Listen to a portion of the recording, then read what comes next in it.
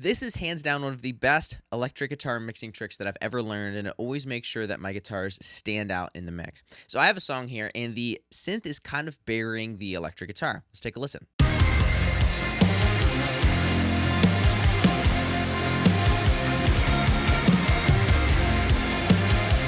So the synth sounds great. It's super distorted though, and there's, tons of distortion that's happening on the guitars as well, and so they're kind of blending together a little bit.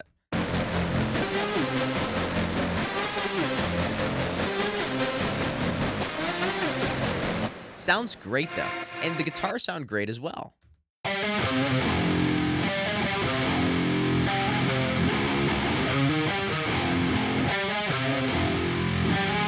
So I don't necessarily want to change things up with EQ. Now, what a lot of people will do is they will try to grab compression, but there's a big problem with compression.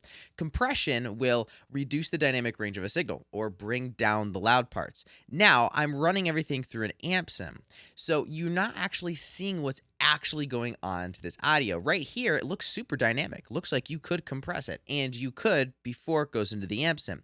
But after it goes through the amp sim, watch what happens to this waveform. Look at how compressed that signal is. It's very compressed, and there's not a whole bunch of dynamic range to that at all. That's because amps naturally compress the sound of a guitar.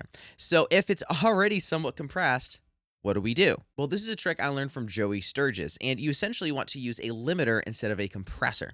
So I'm going to grab X Limit from SSL. You can use any limiter, it doesn't matter. I just really seem to like this one. And we're going to start to bring this up until we're starting to get a little bit of gain reduction.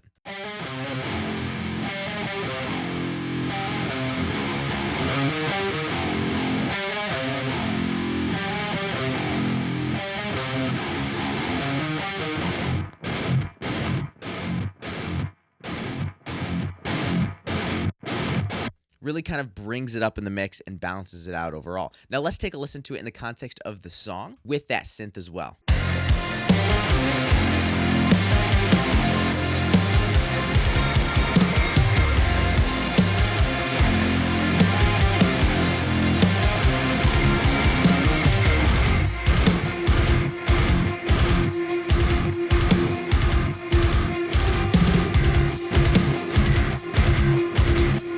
So it's controlling some of those peaks that are still happening because there still is some peaks that's going on. But because a limiter is very fast and it's almost like a brick wall, it actually allows us to bring the guitars up in volume without allowing it to get out of control. Now, there's a lot more to a great mix besides just adding a limiter on your guitars. And so that's why I actually have a full session breakdown from one of my songs. You can get the stems as well as the full session breakdown video, and that is free. I'll leave the link down in the description below for that. You can drag the stems into your DAW, and then you can follow along to see exactly what I did to get the mix to sound the way I did. Otherwise, you're going to love this video here where I break down some really cool mixing tricks in just under 11 minutes that I guarantee will change your mixes if you're not using these things already. I'll see you there. Now, as always, go create.